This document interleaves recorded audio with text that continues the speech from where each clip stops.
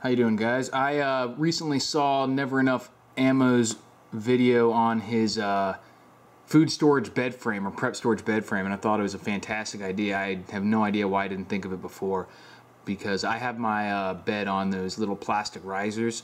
They give it about an extra 8 inches just to fit some stuff under there. You can't fit a bucket under there, but just a little bit of space, and you're really wasting a lot of space with the box frame, leaving it in there, because that's 10 inches or something like that you're losing. And those little plastic things don't feel too stable. You know, they don't look great, and they're just not a great solution. So I saw that and I was like, oh my God, that's a brilliant idea. I don't know why I didn't think of it. So I decided I wanted to build my own.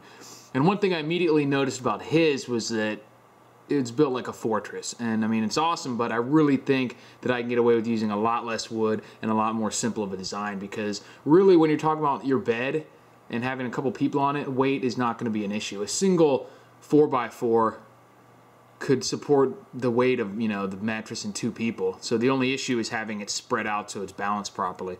So and especially when you have it distributed evenly using a sheet of plywood over the top, weight's just not going to be an issue. His thing could have a truck park on it and it would be fine. So it's not a bad thing. I can get away with using a lot less wood. And all the wood that I do have, I collected from for free from wood pallets that were being thrown away. And these aren't the normal crappy pallets. They're long. You know, they're 6 or 8 feet long.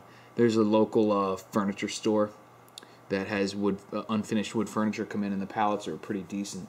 And so I got some wood off that. So I don't actually have any 4x4s. I'm gonna put 2 2x4s, or these boards that are almost the size of a 2x4, but they're kind of weirdly sized. I'm gonna put them together to make the posts here.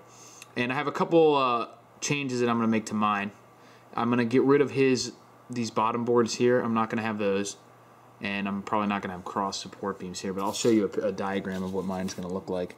So this will be mine here. I'll have 6 supports that are made from 2 2x4 sandwiched together, and then I'll have a cross beam. I haven't actually cut the cross beam yet, because I'm going to wait till it's actually finished so I can get an exact measurement for that, so it will fit in there snugly. Because, you know, with all my projects, I'm not the most disciplined person, so my cuts and stuff are usually off by a fraction of an inch, which won't matter overall, but I do want that middle piece to fit snugly in there. So what we have here is I'm also going to turn, if you see his video, he has his 2x4s flat, which is fine, but since I'm using less of them, I want to get a little bit more strength out of them, and when they're turned up tall ways, you're probably going to have a little more strength on a downward force that way. So I'm going to turn them up so the broad side is facing me instead of facing up or down. But that also means that I'm taking up 4 inches there, so I need 18 inches under that to be able to fit my buckets and totes. So they're actually going to be 22 inches tall. So you actually need to cut what would amount to 12 pieces of 2x4 that are 22 inches long. You need 2 pieces of 2x4 that are 56 inches long for the front and the back, and 2 pieces that are 80 inches long for the sides. And then after that, I'm going to measure the middle piece. Probably wouldn't even need it, but I'm going to do it anyways, why not? I've got the free wood, can't hurt, and then I'll have to get some plywood to cover. That's the only part that I will probably have to buy. So that's it for now. I'll show you some progress. Alright, so as you can see here, these are the pieces I have. They're actually some weird size that isn't quite a 2x4, but it doesn't really matter. They will work fine.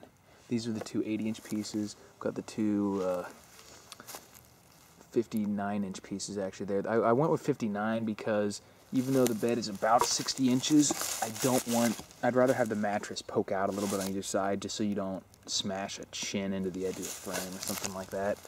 So if you have the bed hanging over a little bit on either end, it's not going to matter. Better than smashing my leg into the corner.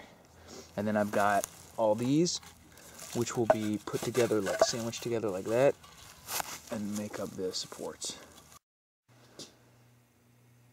Alright, this is the finished product of the bed frame.